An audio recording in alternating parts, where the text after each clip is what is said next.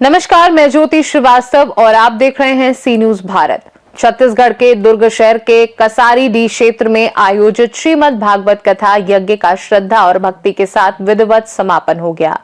अंतिम दिवस पर हवन पूजन, आरती और प्रसाद वितरण के साथ कार्यक्रम संपन्न हुआ, जिसमें बड़ी संख्या में श्रद्धालु उपस्थित रहे और भक्ति भाव से कथा श्रवण कर पुण्य लाभ अर्जित किया। 7 दिवसीय श्रीमद् भागवत कथा के दौरान विख्यात वैदिक विद्वान, ज्योतिषाचार्य एवं त्रिकालदर्शी कथावाचक पंडित नरेंद्र नयन शास्त्री के श्रीमुख से श्रीमद् भागवत महापुराण की अमृतमयी कथाओं का प्रवाह हुआ।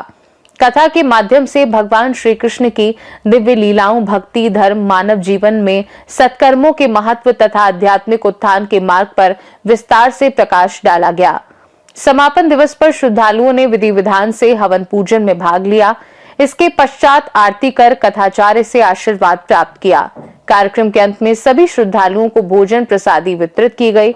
पूरे आयोजन के दौरान क्षेत्र का वातावरण भक्तिमय बना रहा और श्रद्धालु भाव विभोर नजर आए। जय श्री राम, जय श्री राधे। 4 फरवरी से सतनाम भवन में दुर्ग क्षेत्र के कसारीडीह में श्रीमद् भागवत की कथा प्रारंभ हुई है। और ये कथा ही नहीं है हमारे जीवन का, बल्कि सनातन के लिए और हिंदुत्व के लिए और अध्यात्म के एक संदेश है, एक पावर है। और इस कथा का प्रभाव जहाँ तक इसकी आवाज़ जाती है उस कथा का प्रभाव होता है। और जो भी इस कथा में श्रवण करने के लिए आते हैं तो उसके जीवन में कथा का प्रभाव होता है। जी, आपके द्वारा कथा की गई है। इस बार कितने लोग आए थे सुनने के लिए? और यहाँ श्रीमद् भागवत की कथा में 300 से 400 लोग यहाँ डेली कथा श्रवण करने के लिए आते थे। आना जाना सबका लगा रहता था। और पूरे भिलाई, नगर, दुर्ग, बिलासपुर, ऐसे तो हमारे छत्तीसगढ़ में पूरे भारत में शिष्य हैं, लेकिन यहाँ दुर्ग क्षेत्र में कथा प्रारंभ हुई है तो समथिंग छत्तीसगढ़ से सभी शिष्य लोग ने समय निकाल कर कथा श्रवण करते रहे। धर्मांतरण और मंत्रांतरण के बारे में आप क्या?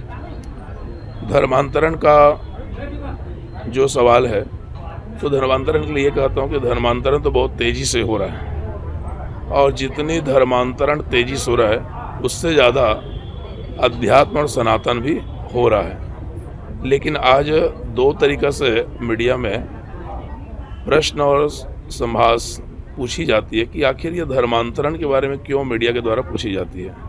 इसका मुख्य कारण यही है कि धर्मांतरण जो हो रही है उसका मुख्य रीजन है, हम किसी को दोष नहीं दे सकते, इसका दोष हम साधु संत हैं। क्यों है? त्रिकालदर्शी आप माने जाते हैं जी। इस तरह से लोगों की समस्याएं को आप समझते हैं और उनका निदान कराते हैं। जी, त्रिकालदर्शी लोग कहते हैं, लेकिन हम तो एक माँ का भक्त हैं, ठाकुर जी के सेवक हैं। उनका जैसे आदेश होता है सबको बताया जाता है। और एक मुट्ठी चावल रसोईघर से जो लेके आते हैं। दुर्ग से सी न्यूज संवाददाता धर्मेंद्र गुप्ता की रिपोर्ट।